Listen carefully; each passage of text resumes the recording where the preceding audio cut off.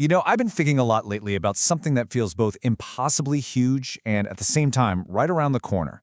And that's the value of our time. In a world that's sprinting towards this technological singularity, where intelligence itself might become totally abundant, what does all our effort, all our planning, all that hard work, what does it actually mean?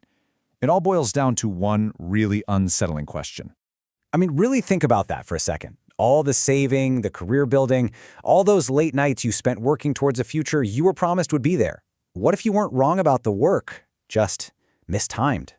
What if you spent your whole life mastering a game right as the rules were about to completely change forever?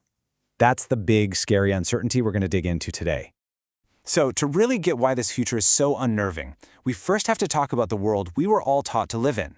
It's a world built on a really simple but powerful idea, that we have to trade our time to prove our worth. Now, here's where it gets really interesting. This future doesn't just challenge our need for a job to, survive. It challenges the very idea of wanting a job for a sense of purpose. If superintelligent systems can do literally everything better, faster, and cheaper, does our desire for work just go away?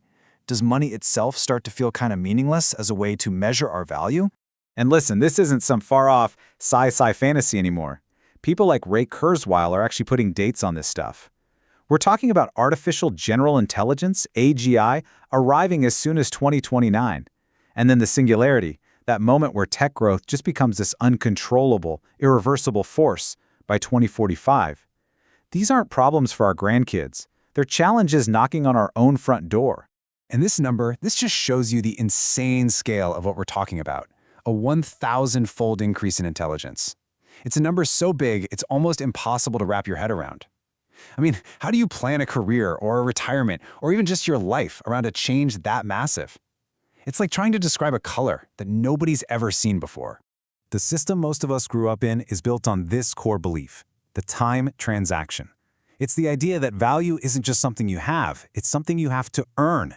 You gotta prove you're worth someone's time or money or their attention by constantly trading away your own. Your whole life kind of becomes this living resume, always needing to be updated just to justify your spot. So, what do? We follow the playbook, right?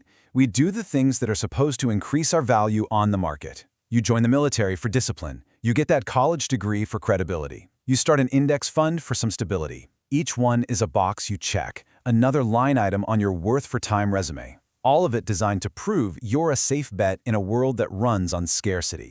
And for a long, long time, that logic feels totally solid. It's a predictable game, you know the rules, you put in the time, you get the reward. It works until you see something that just doesn't fit the model, something that operates on a completely different logic and makes you question the whole game. For me, that break in the pattern came from a really unexpected place, a quiet night on deployment in Afghanistan. It was this one memory, under a full moon, that offered a powerful and just deeply human counterargument to that whole transactional way of living. So what I saw was just a few kids who needed water. Simple as that. Now, in my world, getting that water would involve some kind of transaction, right? You'd need permission, a trade of time or money. But in their world, none of that mattered. They didn't ask, they didn't try to earn it, they just acted, because their need was direct and absolute. And in that one moment, the value of that water, it wasn't measured in dollars or in hours of work. Its value was absolute. The whole concept of the time transaction just completely collapsed. What mattered wasn't time, it was need. It wasn't about earning something, it was about risk. Not planning, but immediate, decisive action. And that one memory, it becomes the lens that helps us look at the future. It's kind of the key that unlocks these bigger questions about what's going to happen when the game we've all been playing finally comes to an end. If intelligence and productivity basically become free and abundant, if human effort is no longer the price you pay for a good life, what happens to our entire economic and social system that's built on that foundation? What happens when scarcity just isn't the main driver anymore? And then you got to bring that question down to a really personal level. What happens to us? To the people who built our entire identities, our security, our sense of self-worth around being good at that trade. Who are you when the one thing you mastered becomes totally obsolete? Every system of value has a currency. For centuries, our currency has been our time and our labor. But if that's all about to change, well then we have to ask the big one. What becomes the new currency? This fundamental unit of value, the thing that has shaped our societies for generations, it's starting to dissolve.